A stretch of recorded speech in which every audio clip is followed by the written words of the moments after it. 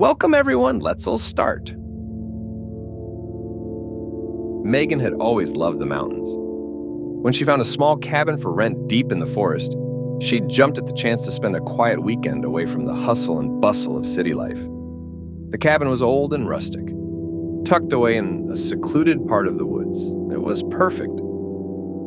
She arrived on a Friday afternoon, the late summer sun casting long shadows through the trees. The air was crisp and cool, and the only sounds were the rustling leaves and the occasional call of a bird. Megan felt a sense of peace she hadn't experienced in a long time. The cabin itself was quaint, with a small kitchen, a cozy living room with a stone fireplace, and a bedroom in the loft. There was no cell phone service or internet, but that was part of the appeal. She wanted to disconnect from the world for a few days. As she unpacked her things, she noticed an old journal on the coffee table. It was leather-bound and looked ancient. Curious, she opened it and saw that it was filled with handwritten entries. The handwriting was neat and precise, belonging to someone named Samuel. Megan started reading the first few pages. Samuel had written about his life in the cabin, describing the beauty of the forest and the solitude he cherished. But as she read on, the entries became darker. Samuel wrote about strange noises in the night, whispers that seemed to come from the woods, and a feeling of being watched. Megan shivered and put the journal down. It was probably just the ramblings of a lonely man, she told herself. She decided to explore the area around the cabin before it got dark. The forest was dense, with towering pines and thick underbrush. As she walked, Megan felt a strange unease. The trees seemed to close in around her, and the shadows grew deeper. She couldn't shake the feeling that she was being watched. She decided to head back to the cabin. As she turned to go, she thought she saw movement out of the corner of her eye, a dark shape slipping between the trees. She hurried back, her heart pounding. That night, Megan lit a fire in the fireplace and tried to relax, but the feeling of unease lingered. She kept glancing at the windows, half expecting to see someone or something looking in. She decided to read more of Samuel's journal, hoping to distract herself. The entries grew more disturbing. Samuel wrote about finding strange symbols carved into the trees around the cabin and hearing footsteps outside his door at night. He described waking up to find the cabin door open, even though he was sure he had locked it. Megan felt a chill run down her spine. She checked the door, making sure it was securely locked, and then went up to the loft to sleep.